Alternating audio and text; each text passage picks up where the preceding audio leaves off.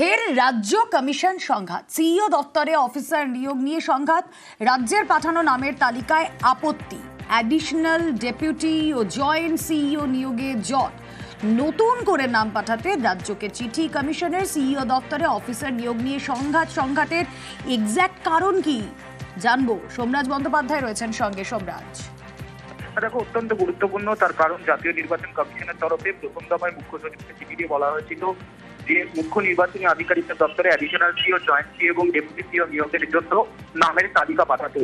যে নামের তালিকা পাঠানো হয়েছে রাজ্যের তরফে, সেই নামের তালিকা নিয়ে আপত্তি রয়েছে জাতীয় নির্বাচন কমিশনের। কমিশন মনে করছে বা কমিশন যেটা জানিয়েছে যে নামের তালিকা পাঠানো হয়েছে যে অফিসারদের, তাদের কারণ নির্বাচন পরিচালনা সংক্রান্ত অভিজ্ঞতা নেই এবং সেই কারণেই কমিশন মনে করছে যে অভিজ্ঞতা সম্পন্ন অফিসারদেরই এই 3টি পদে নিয়োগ করতে হবে। সেই কারণেই জাতীয় নির্বাচন কমিশন আপত্তি জানালো রাজ্যের পাঠানো তালিকায় এবং রাজ্যকে আবারও বলা হলো যাতে নতুন করে তালিকা পাঠাতে যাদের নির্বাচন পরিচালনা কাজের সঙ্গে অভিজ্ঞতা রয়েছে, তেমনটাই সূত্র মারফত জানা যাচ্ছে। ইতিমধ্যেই জাতীয় নির্বাচন কমিশনের তরফে সেই চিঠি রাজ্যকে পাঠানো হয়েছে বলেই সূত্রের খবর। বেশ,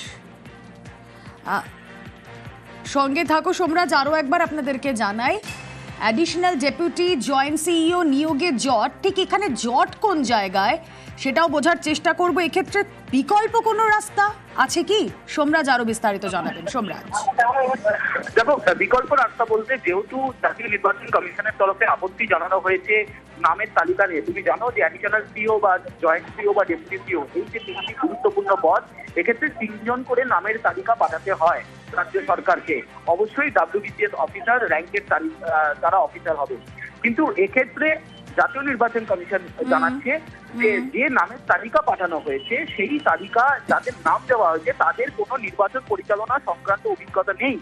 জাতীয় নির্বাচন কমিশন বলছে যে নির্বাচন পরিচালনার অভিজ্ঞতা থাকতে হবে এই রকম অফিসারেরই নাম পাঠাতে, সেই কারণেই আপত্তি জানানো হয়েছে। ফলত এক্ষেত্রে বিকল্প কোনো পদক্ষেপ নেওয়ার জায়গা নেই বলেই প্রশাসনিক মহল মনে করছে। সেক্ষেত্রে রাজ্যকে যাদের নির্বাচন পরিচালনা সংক্রান্ত অভিজ্ঞতা রয়েছে সেই অফিসারদেরই নামের তালিকা পাঠাতে হবে বলেই মনে করছে প্রশাসনিক মহল। রাজ্যকে নতুন করে নাম পাঠাতে তো চিঠি কমিশনের, নবান্নের তরফে কি রিঅ্যাকশন? দেখো, নবান্নের তরফে এখনো পর্যন্ত কোনো প্রতিক্রিয়া পাওয়া যায়নি কোনো বিষয়টি নিয়ে, কিন্তু যেটা সূত্র মারফত জানা যাচ্ছে ইতিমধ্যেই রাজ্যের মুখ্য সচিবের কাছে সেই চিঠি এসেছে এবং সেই চিঠি এই বিষয় সম্পর্কে জানানোও হয়েছে রাজ্যের মুখ্য নির্বাচনী আধিকারিকের দপ্তরকেও যে নামের তালিকা পাঠানো হয়েছিল সেই নামের তালিকার সঙ্গে একমত হতে পারছে না জাতীয় নির্বাচন কমিশন। বেশ, ঝাড়গ্রাম থেকে এই সংঘাতের সুর আরো চড়া ছিল, কি বলেছেন মুখ্যমন্ত্রী শুনবো। যদি ভাবেন লিস্টে আমার নাম আছে, না, নমিনেশন ফাইলের দিন পর্যন্ত এরা কিন্তু চেঞ্জ করে, কারণ যে ইলেকশন কমিশন ব্যক্তি হিসেবে তিনি হচ্ছেন অমিত স্যার হাতের পুতুল, কলের পুতুল, যেদিকে নাচাবে তেমনি না, যেদিকে নাচাবে তেমনি না।